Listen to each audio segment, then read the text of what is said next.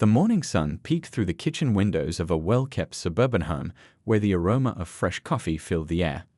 Mrs. Richardson, a pediatrician known for her gentle touch with children, was getting ready for another busy day at the hospital. Her white coat hung neatly by the door, a symbol of the years she'd spent building her career. "Don't forget your lunch," called out her husband from the kitchen. Mr. Richardson wasn't just any government employee, he was one of the FBI's most respected field agents.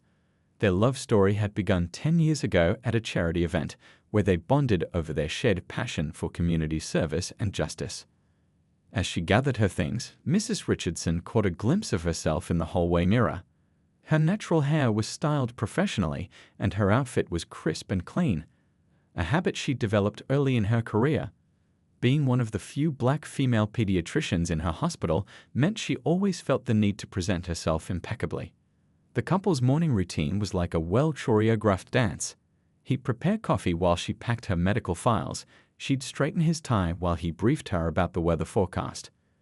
Their home was filled with photos of family gatherings, professional achievements, and community awards, testament to their dedication to both their careers and their neighborhood. "Have you checked the traffic?" she asked, scrolling through her phone. The hospital had an important staff meeting that morning, and she was presenting her new pediatric care initiative. Her husband pulled up the traffic app they both relied on, a habit from his FBI training about always being prepared. Their breakfast conversation drifted between work stories and plans for the upcoming weekend. She talked about a young patient who'd finally overcome their fear of needles, while he shared funny stories about his new office trainee who couldn't figure out the coffee machine. These simple moments of shared laughter were what made their relationship special. As Mrs. Richardson finished her morning tea, she glanced at the family photos on their refrigerator. There was one from their community fundraiser last month, where they'd helped raise money for the local youth center. Another showed them at her hospital's annual charity run, both wearing matching team shirts and bright smiles. "Don't forget we have dinner with the neighbors tonight," she reminded him, slipping on her comfortable work shoes. They'd made it a point to stay connected with their community, hosting regular gatherings that brought together people from all walks of life. Their home had become a place where barriers broke down and friendships formed across racial and social lines. The morning news played quietly in the background, reporting on local events and weather. Both of them paid attention. It was part of their professional instincts to stay informed about what was happening in their city. They'd often discuss current events over dinner, sharing their unique perspectives from their different fields of work. Before heading out, Mrs. Richardson double-checked her presentation files and medical charts. Her husband watched her with pride. He'd always admired how she could balance being a top-notch doctor with her commitment to mentoring young medical students of color. She'd recently started a program at the hospital to increase diversity in pediatric residency programs. "See you tonight, honey," she said, giving him a quick kiss. He helped her with her bag, a habit from their very first date when he impressed her with his gentlemanly manners. The morning sun cast long shadows across their driveway as she walked to her car, a reliable sedan they'd chosen for its safety ratings. Their neighbors waved as she backed out of the driveway. The Richardson family was well loved in the community. Children especially adored Mrs. Richardson, knowing her as the doctor who always had stickers and gentle words. Parents trusted her not just for her medical expertise, but for her ability to make every child feel special and cared for. Little did she know that this ordinary morning would turn into something far from routine. But that's how life often works. The biggest moments come disguised as regular days, waiting to test our strength and character in ways we never expect. The morning traffic flowed smoothly as Mrs. Richardson drove along her usual route to the hospital. She hummed along to a classic soul song on the radio, mentally reviewing her presentation points for the upcoming staff meeting. The familiar streets of her daily commute passed by. The local bakery with its tempting window display, the park where she sometimes took lunch breaks, the elementary school where she'd given health talks. Through her rearview mirror, she noticed a police cruiser that had been following her for the past few blocks. At first, she didn't think much of it. Police cars were a common sight in their suburban area. But as she made several turns and the cruiser stayed behind her, a familiar knot began forming in her stomach. "Stay calm," she whispered to herself, following the safety protocols she and her husband had discussed countless times. Her hands gripped the steering wheel at exactly 10 and 2, and she made sure to drive precisely at the speed limit. Years of experience had taught her these precautions, though she wished they weren't necessary. The cruiser's lights suddenly flashed to life, its siren giving a short whoop that made her heart jump. Mrs. Richardson carefully signaled and pulled over to the side of the road, positioning her car where she knew her dashboard camera would have a clear view. Her husband's voice echoed in her head, reminding her of all the safety measures they'd practiced. With practiced movements, she turned off the engine but kept her seatbelt fastened. Her hands remained visible on the steering wheel as she watched the police officer approach in her side mirror. She could feel her heart racing but kept her breathing steady, just like she taught her young patients when they were nervous about shots. The officer, his badge reading Officer Turner, approached with his hand already near his weapon, a detail that didn't escape her notice. His footsteps were heavy, deliberate, as if he was approaching a far more dangerous situation than a simple traffic stop. "License and registration," he barked, not even bothering with a greeting. His tone was sharp, unnecessarily aggressive for an early morning traffic stop. Mrs. Richardson kept her voice steady as she responded, "Of course, officer. My registration is in the glove compartment and my license is in my purse on the passenger seat. I'm going to reach for them now, if that's all right." She narrated her movements clearly, just as her husband had taught her. The officer's response was a grunt, his body language tense and confrontational. As she carefully retrieved her documents, she pressed the emergency contact button on her phone, another safety measure her husband had insisted upon. "Do you know why I pulled you over?" Officer Turner asked, his tone suggesting he'd already made up his mind about her, regardless of what she might say.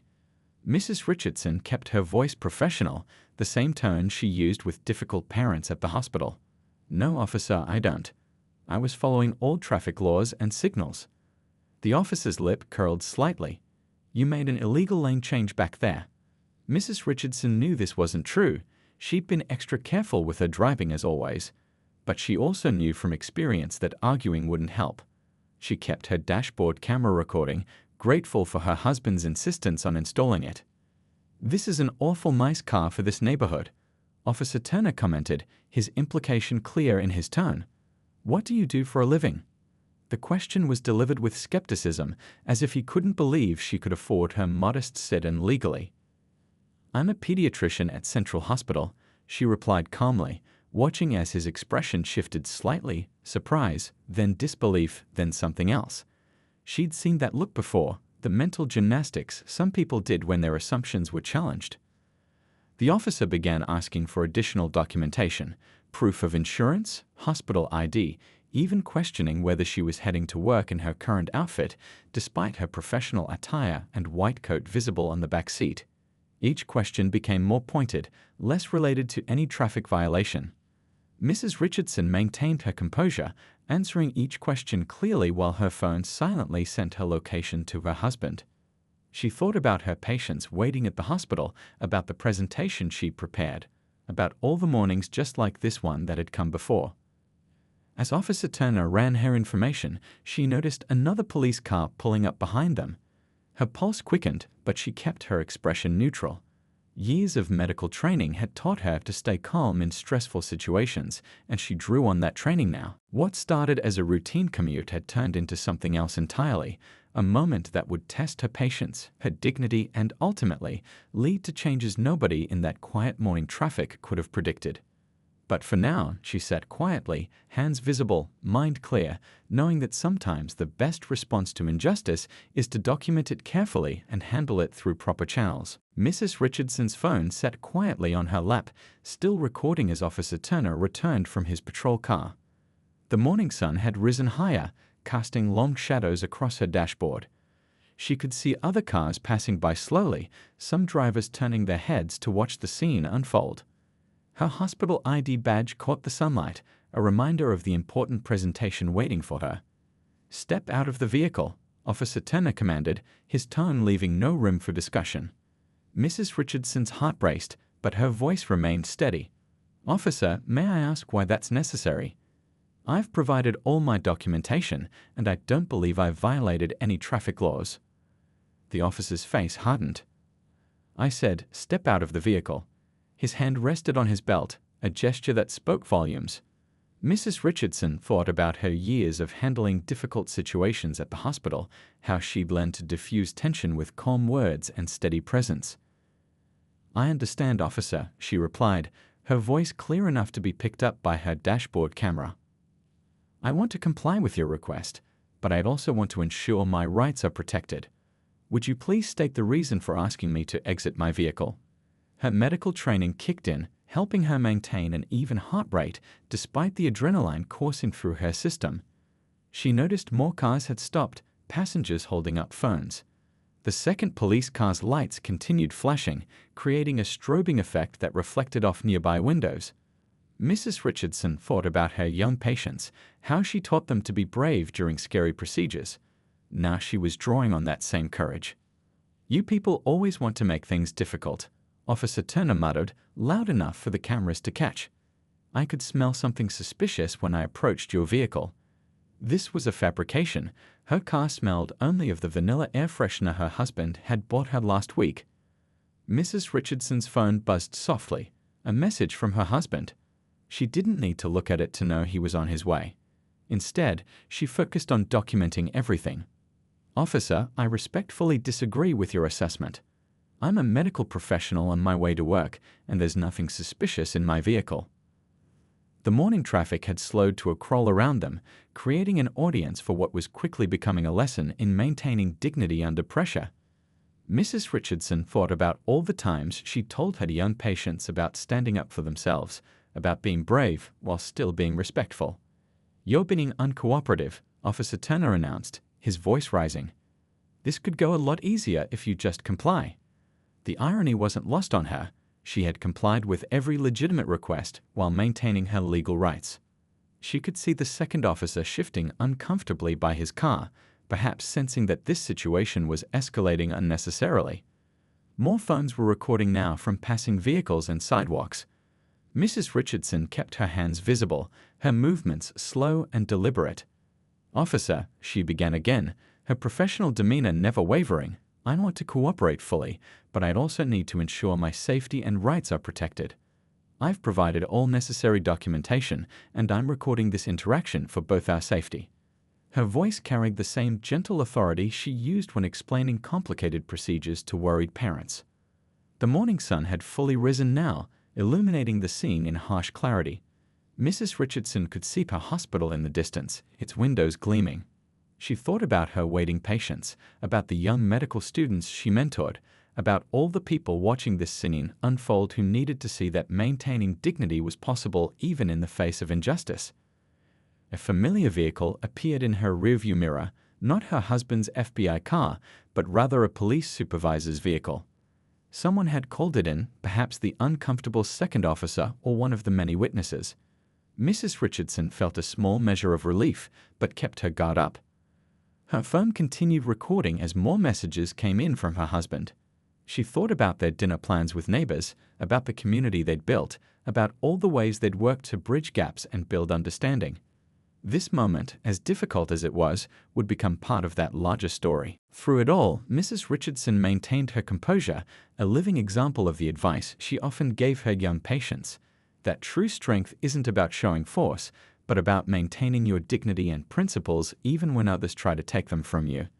The morning traffic continued to flow around them, carrying witnesses to a scene that would soon become a catalyst for change in their community. The tension in the air was thick enough to touch, but Mrs. Richardson's resolve remained unshaken. She knew that every word, every gesture, every moment of this interaction would matter, not just for her, but for everyone who would hear about it later. Her years of experience as a doctor had taught her that the most important moments often came disguised as ordinary challenges, and this morning was proving to be exactly that. The tension in the air shifted as a black government vehicle pulled up smoothly behind the police cars. Mr. Richardson stepped out, his FBI badge catching the morning light. He moved with the calm precision of someone who had handled countless delicate situations, his face a mask of professional composure. The growing crowd of onlookers watched as he adjusted his suit jacket, not with anger or haste, but with the measured movements of someone who knew exactly what needed to be done.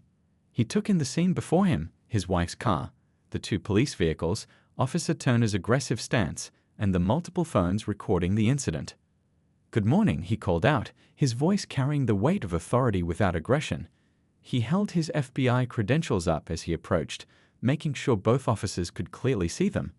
"I'm Special Agent Richardson from the Federal Bureau of Investigation." The change in Officer Turner's posture was immediate but subtle, a slight straightening of the spine, a reflexive adjustment of his uniform. Rather than confronting Officer Turner directly, Mr. Richardson began documenting the scene methodically. He pulled out his phone and made several calls, his voice low but clear enough for the dash cams to pick up. "Yes, I need to speak with Internal Affairs, please. This is Special Agent Richardson. Yes, I'll hold." The second officer, who had been watching uncomfortably from his car, stepped forward. "Sir, we were just conducting a routine traffic stop." Mr. Richardson nodded professionally while continuing to take notes. "I understand, and I'm just conducting a routine documentation of this stop. Please continue with your duties." Mrs. Richardson remained in her car, hands still visible on the steering wheel, watching the scene unfold through her rearview mirror. She could see her husband's reflection as he moved with purpose, never raising his voice, never making accusations, just methodically gathering evidence and making calls. "I've got Chief Thompson on the line," Mr. Richardson announced calmly, speaking to no one in particular but loud enough for everyone to hear. "He's very interested in reviewing this morning's footage." The mention of the police chief's name caused Officer Turner to shift his weight nervously. The morning sun had climbed higher, and more cars had slowed to watch. Mr. Richardson noticed some of their neighbors among the onlookers, the retired judge from 2 streets over, the civil rights attorney from their dinner party last month. He gave them slight notes of recognition while continuing his work. "Officer Turner," he said, his voice professionally neutral, "I believe you were about to explain why you asked my wife to exit her vehicle without probable cause." He wasn't accusatory. His tone was that of someone simply seeking clarification for official documentation. The police supervisor who had arrived earlier approached Mr. Richardson. They spoke quietly, professionally, that conversation carried out with the formality of 2 law enforcement officials handling a sensitive situation. Mr. Richardson pulled out his notebook, writing down names, badge numbers, and incident details. "My wife needs to get to the hospital," he stated matter-of-factly. "She has patients waiting. Unless there's a legitimate reason to detain her, she should be allowed to continue to work." His words weren't a request, but a reminder of the proper procedure, delivered with the confidence of someone who knew exactly what the law required. The growing number of witnesses had created an impromptu audience for this masterclass in professional conduct. Parents walking their children to school, commuters on their way to work, all watched as Mr. Richardson demonstrated how justice could be pursued through proper channels, without ever raising his voice. He made one more call, this time to a colleague in the Civil Rights Division. "Yes, I'd like to report a possible pattern of behavior that needs investigation." His voice remained calm, but the implications of his words were clear to everyone present, especially Officer Turner.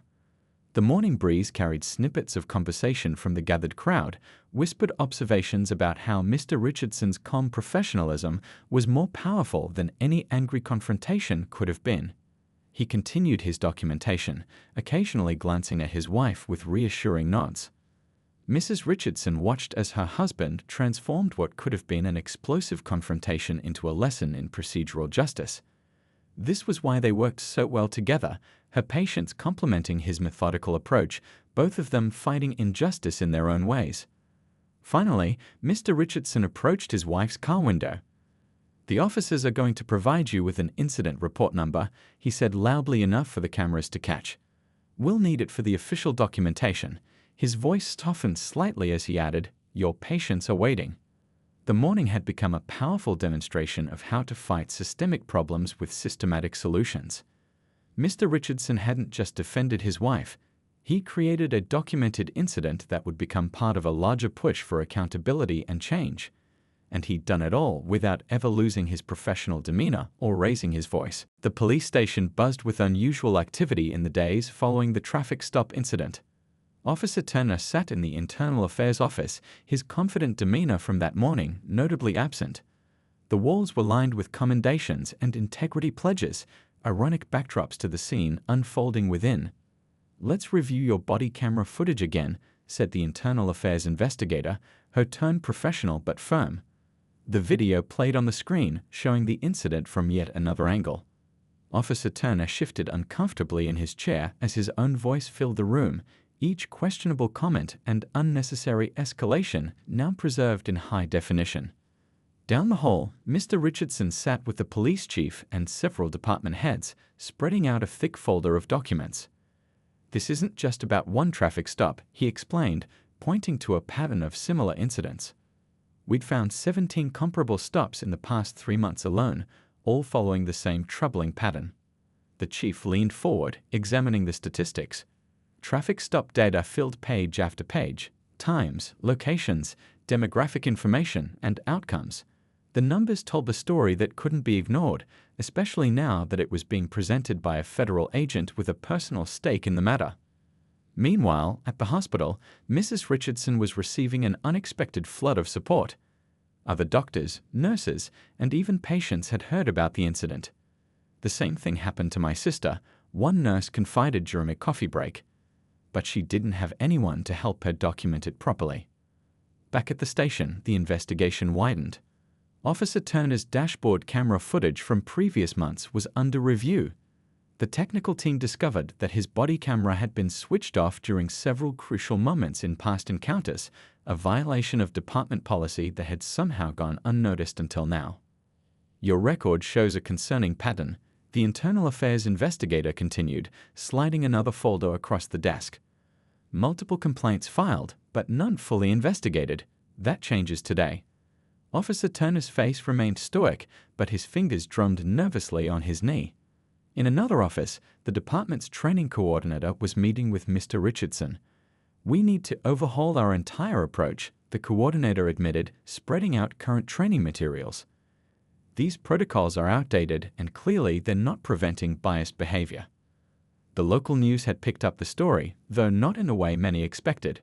Instead of sensational headlines, they focused on the systematic investigation that followed.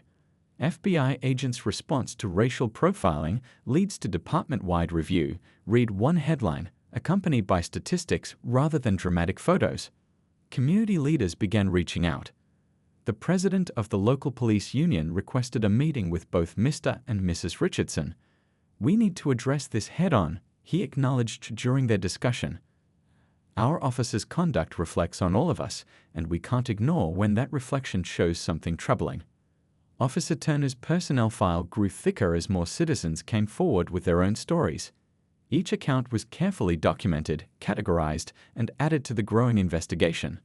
The wall of silence that had protected problematic behavior began to crack under the weight of proper documentation and professional scrutiny. The police chief called a department-wide meeting. Officers filled the briefing room, some looking uncomfortable, others relieved that long-ignored issues were finally being addressed. "This stops today," the chief announced, outlining new accountability measures that would be implemented immediately. Mrs. Richardson's hospital colleagues organized a committee to support victims of racial profiling. "Your experience opened our eyes," one doctor told her during a meeting. "We need to be ready to document and report these incidents properly when our patients experience them." The internal investigation expanded beyond Officer Turner. Other officers' conduct came under review, particularly those who had worked closely with him or supervised his shifts. The department's entire traffic stop protocol was being re-examined, with Mr. Richardson's FBI colleagues offering guidance on federal standards and best practices. Support came from unexpected places. Several veteran officers stepped forward, sharing their own concerns about behaviors they'd witnessed but felt powerless to address. The incident had created an opening for honest discussions about long-standing problems within the department. As weeks passed, the consequences became clearer. Officer Turner was placed on administrative leave pending the completion of the investigation. His union representative admitted that the evidence was overwhelming, not just from the incident with Mrs. Richardson, but from the pattern of behavior it had helped uncover. The story could have been about anger and retaliation. Instead, it became about professional accountability and systematic change. Mr. Richardson's methodical approach had transformed a single traffic stop into a catalyst for department-wide reform, proving that the most effective responses to injustice often come through proper channels and careful documentation. 2 months after the traffic stop incident, the community center's meeting room was packed with people from all walks of life. Mrs. Richardson stood at the podium, her husband by her side, as they addressed the diverse crowd. The room buzzed with energy.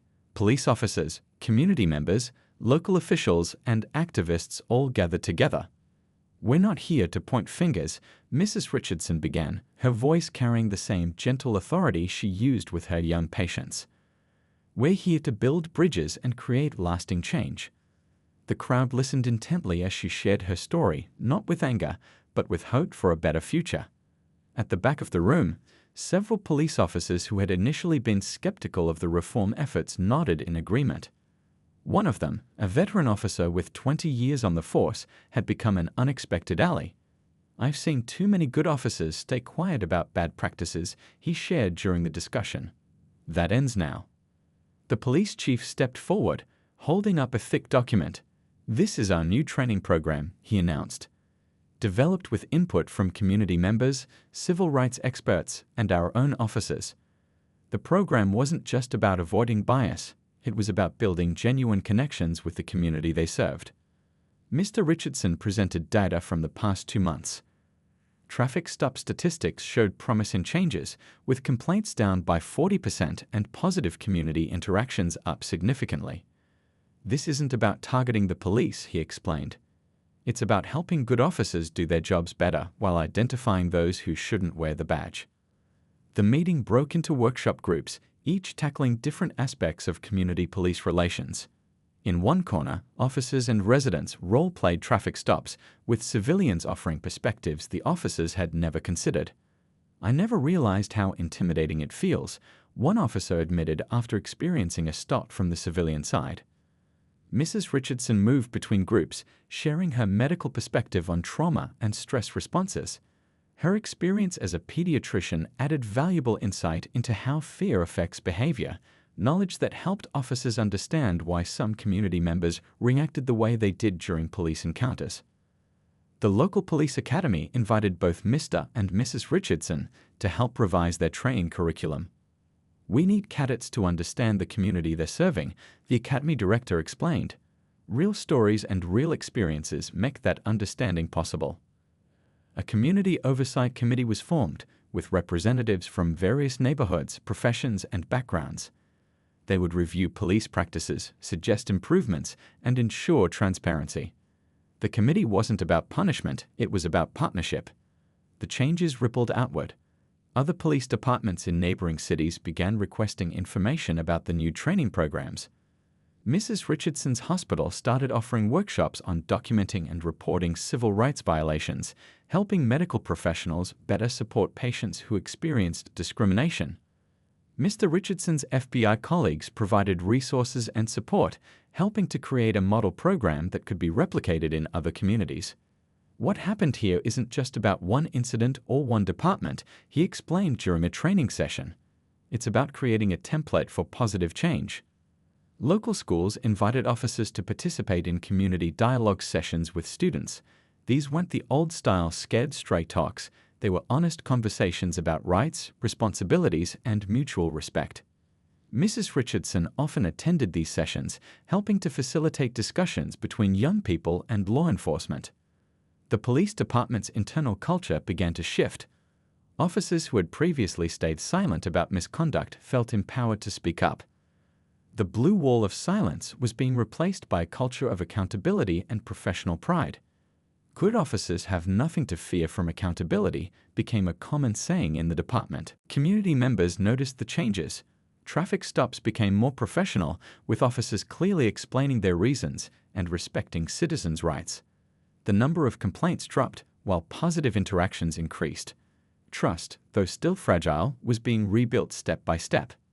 Mrs. Richardson's hospital created a support network for patients who experienced discrimination, connecting them with resources and proper reporting procedures.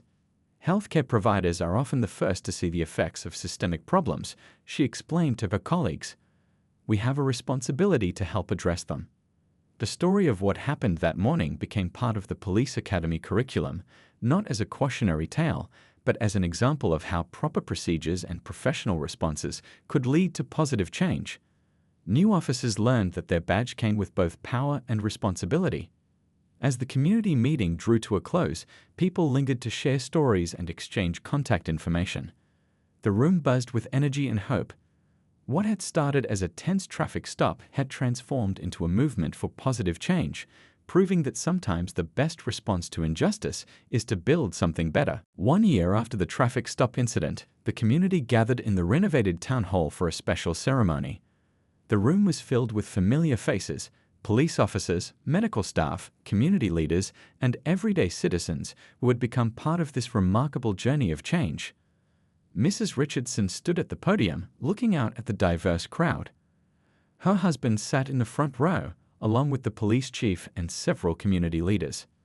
The walls displayed photographs documenting the year's progress, training sessions, community meetings, youth programs, and moments of genuine connection between law enforcement and residents.